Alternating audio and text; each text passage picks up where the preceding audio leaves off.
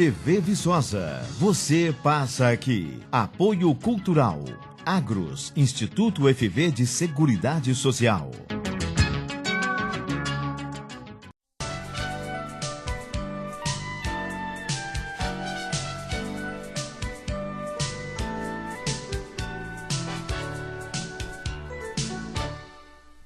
O Sala Especial está de volta. Hoje nós estamos conversando com o chefe da Divisão de Água e Esgoto da UFV, professor Rafael Bastos. Professor, o ano passado todo mundo foi pego de surpresa, né? A gente, Sudeste inteiro, São Paulo lá com a Cantareira em colapso também, né? Ninguém sabia que a chuva ia parar. Do ano passado para cá, já se imaginava que esse ano a estiagem também seria grande e a gente já tinha o déficit do ano passado.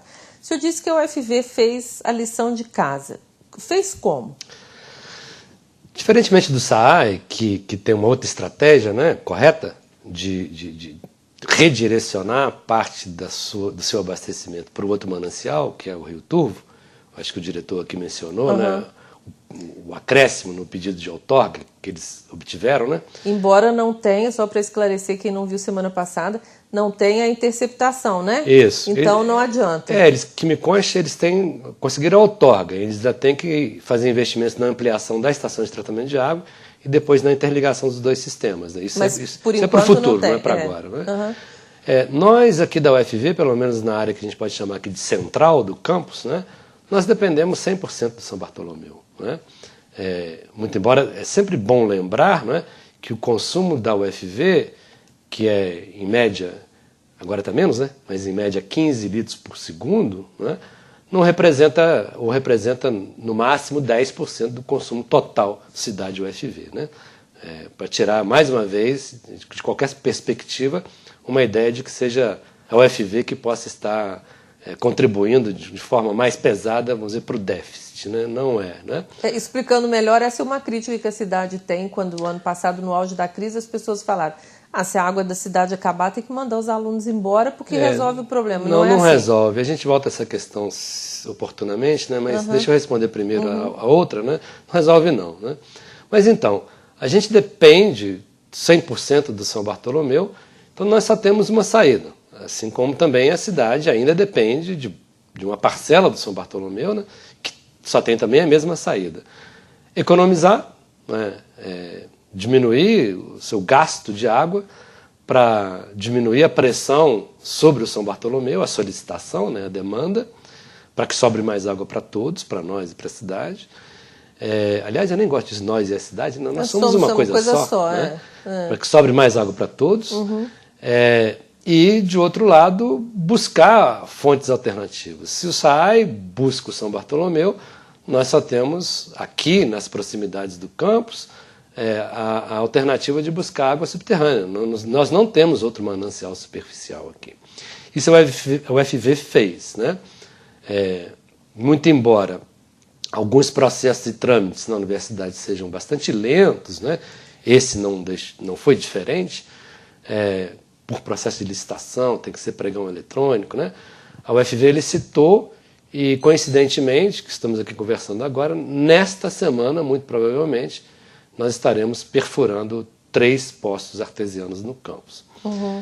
Não podemos garantir que vamos encontrar muita água, aliás, não há grandes expectativas de encontrar muita água, mas o que se encontre já será um alívio enorme sobre o São Bartolomeu, e, por conseguinte, sobra mais água para todos. Né? Mas isso também é temporário, né? Assim, essa água do poço subterrâneo, ela não é eterna, né? Não, eterna não, mas ela é bem mais sustentável, por assim dizer, enquanto fonte de abastecimento, do que o manancial superficial. Né? Como é um poço artesiano, muito profundo, ele é menos sujeito às variações devido à estiagem. Né? Então é um manancial mais confiável do ponto de vista de sustentabilidade, de constância. Né? Ajuda, tem um potencial grande, uma ajuda reserva muito. boa. Lembre daqueles números. Não, a gente não tem expectativa de encontrar muita água, não. Não sabe quanto. Não se sabe quanto, isso é parte do processo. Mas lembre-se que a nossa linha entre manter o campus abastecido e o colapso é muito tênue, né? Lembre-se daqueles números, né? 2, 3 litros por segundo. Né? O histórico aqui na região A gente não tem expectativa, pelo histórico, de encontrar mais do que 2 litros por segundo por poço. Mas vamos que a gente encontre 1,5, né? Pensando no balanço geral, para o UFV já será um reforço e tanto, né? Nós vamos ter ainda algum trabalho de injetar essa água no sistema de distribuição, né? Mas estamos agindo para que a gente possa ainda contar com esse reforço ainda neste ano, ainda no meio da crise. E a universidade tem todo esse processo burocrático, as coisas demoram como qualquer coisa pública, né? Mas o quê? Porque a universidade e a cidade, aliás, para todo mundo, em todo lugar, a água nunca foi problema, né? A gente sempre teve muito. Mas o que a universidade fez ou podia ter feito para ajudar nessa economia? O ano passado se falou muito em fazer os hidrômetros, né? Para cada um saber o quanto que se gasta. A gente fez parcialmente, né? Ainda não conseguimos nem tempo e nem recurso financeiro para hidrometrar, para colocar hidrômetros em todo o campus, muito embora estejamos também com um processo em curso de licitação, não é? No entanto, nós nos adiantamos e colocamos hidrômetros em alguns locais, dezenas, né, de prédios da universidade. Aqueles principais consumidores, né, grandes consumidores, e também aqueles consumidores terceirizados, por assim dizer, né, que atuam dentro do campus universitário. Né? Quem são os grandes consumidores de água no campus? Laticínios, refeitório, alojamentos, né, laboratórios, né? Os laboratórios não estão hidrometrados, mas os alojamentos estão, o laticínio está, e outros setores nem tão grandes consumidores, mas consumidores que estão hidrometrados estão pagando. Né? Mas qual que é a diferença em ter ou não o hidrômetro? A presença do hidrômetro significa uma mudança de comportamento? Acho que sim. Primeiro tem o efeito psicológico, de se saber que se está medindo. Né? Segundo, nos dá instrumentos de gestão. A gente consegue verificar, por exemplo, se algum consumo sai fora da média. Então a gente consegue, por exemplo, identificar vazamentos com isso. Né? E isso já aconteceu.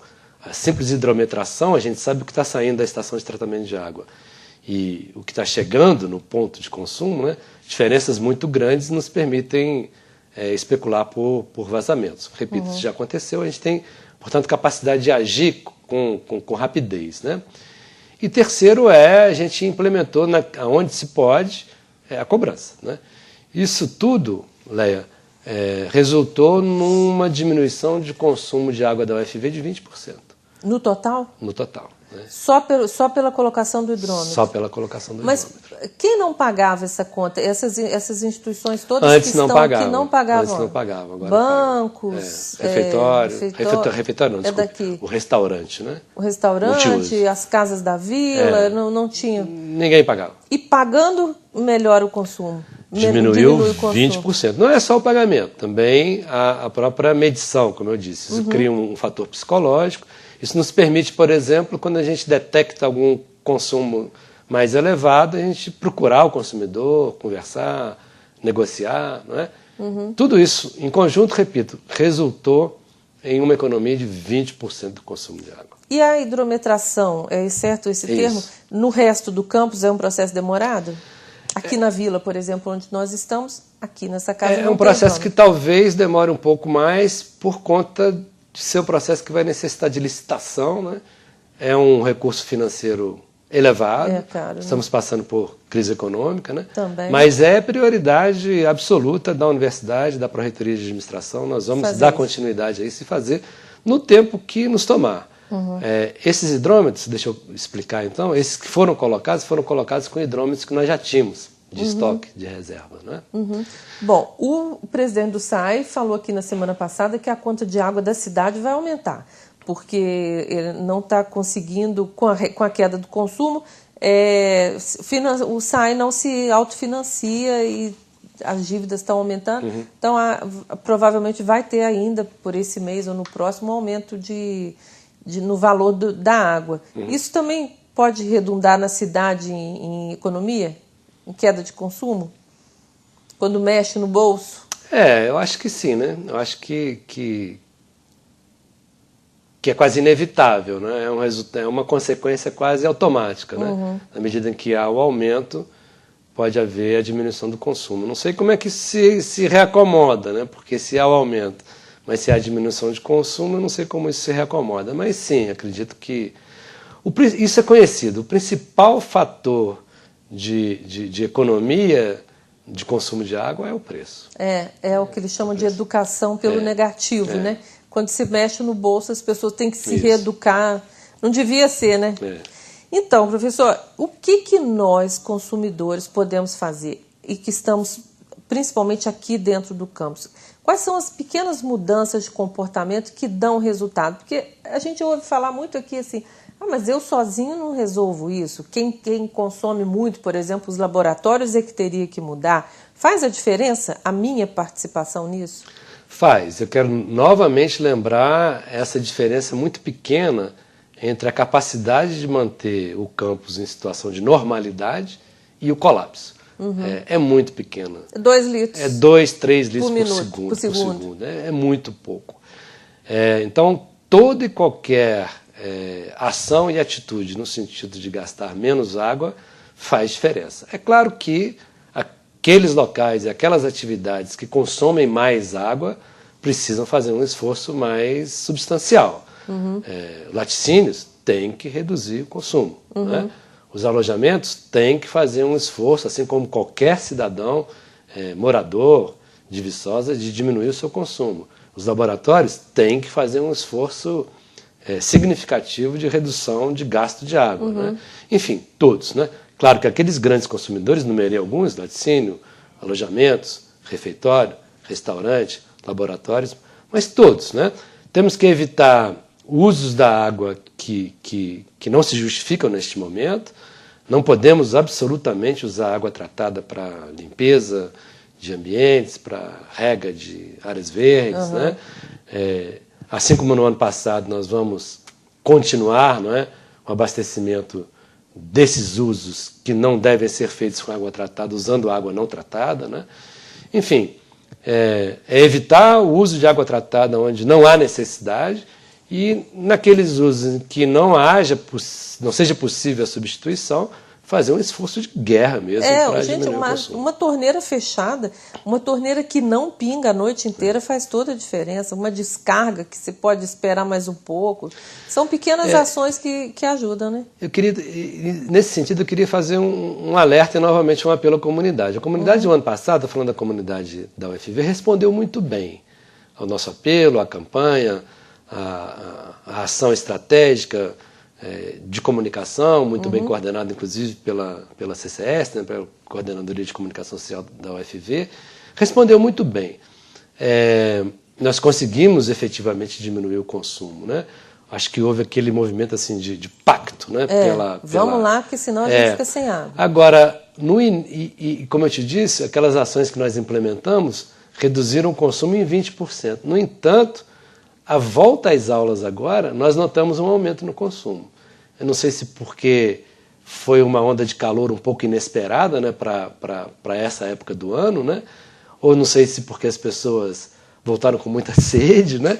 Mas eu acho também que as pessoas se cansam um pouco. Né? Elas acham que a coisa não aconteceu. Por isso nós estamos aqui 2 semanas tratando do meu assunto. Exatamente. Então, acho que houve é grave, continua sendo grave, não pode esmorecer. Isso. Não adianta pensar que uma chuvinha resolve, tem que economizar todo dia. Né? Então, houve efetivamente uma redução de 20% do consumo com a hidrometração e outras ações, mas a gente notou em torno de 10% de incremento em relação à média na volta às aulas. Né?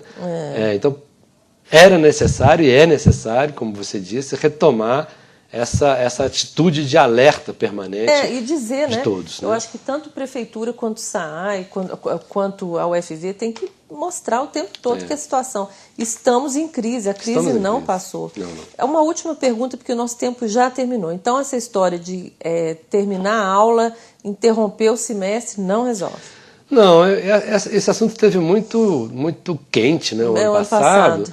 E a gente, com convicção, né, fez um esforço para manter as atividades acadêmicas até o final e acabamos, ao final do período, comprovando a nossa tese, né, de que não só não era necessário, mas que seria um prejuízo muito grande, geral, né, interromper as aulas. Não era necessário porque, como eu disse anteriormente, a UFV representa não mais que 10% do consumo de água global na cidade, né? E a diferença entre período de aulas e férias na UFV, a diferença de consumo de água entre período de férias e de aula é não mais do que 20%. Quero dizer, a universidade tem atividades cotidianas que se mantêm independentemente das aulas. Isso é uma cidade, né, que as férias não resultam numa diferença muito grande de consumo de água. A gente defendeu essa tese ano passado, sofremos muitas críticas naturalmente, né, das pessoas que tinham outra visão, mas acabamos comprovando que a nossa tese estava correta. Até porque, questão de interrupção de aula, você interrompe a aula e se logo em seguida chove, não é? Porque e o dano que isso causa na cidade, na vida de todo mundo é muito além grande, de ser, como eu disse, do ponto de vista da economia de água, do balanço geral, pouco significativo. Bom, nosso tempo terminou, vou pedir o pessoal da técnica para colocar aqui o telefone que a PAD disponibilizou para denunciar o abuso, né? Pode ligar para esse telefone de manhã, de noite, de madrugada. Tem que ligar, tem que denunciar. Se você vê gente lavando carro, lavando calçada, abuso de qualquer forma desnecessário aqui no campus, avise, e para o SAAI, da mesma forma, quem está na cidade, também denunciar, porque o que a gente pode fazer é a nossa parte, né? Professor, muito obrigada pela sua presença aqui. O programa está à disposição para esse tipo de esclarecimento para a cidade. Bem-vindo sempre. O Sala Especial termina aqui agradecendo a sua atenção e a sua audiência. Se você gostou do programa e quer compartilhar com os amigos, entre no nosso Facebook, Sala Especial TV Vicosa. Faça isso para alertar a toda a comunidade para este problema sério, que é a falta de água em Viçosa. Na sua tela também aparece o nosso telefone e o nosso e-mail para contato.